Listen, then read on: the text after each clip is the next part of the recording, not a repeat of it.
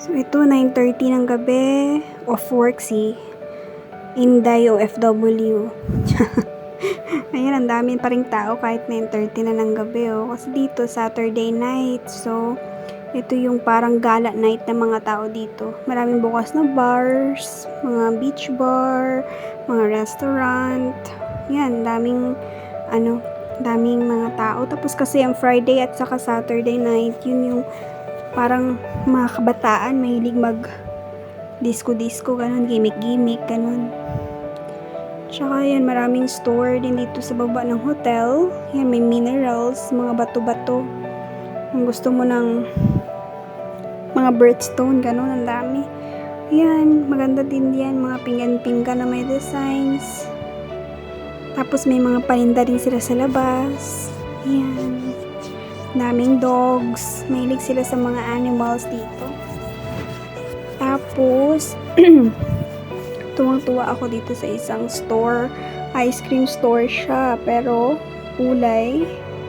Wait. Kulay. Pink siya. Ayan, yung ice, baby. Ganon. Ice cream siya. So, marami pa rin nabili kahit gabi na. Tsaka maganda yung weather dito, hindi ganun kalamig, kaya naka-short lang yung mga tao.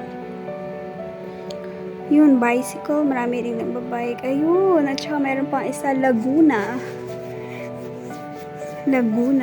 So, para siyang, tawag doon, hotel na, hindi naman hotel, parang apartment na for rent. Tapos, sa baba niya, merong convenience store. Yan, ang dami restaurant.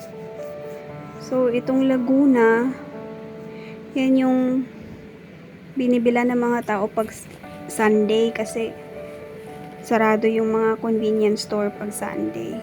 Mga grocery. So, yung iba na nag-stay dyan dito sa area na to is dito na lang nag-grocery kasi parang kumpleto din naman sila.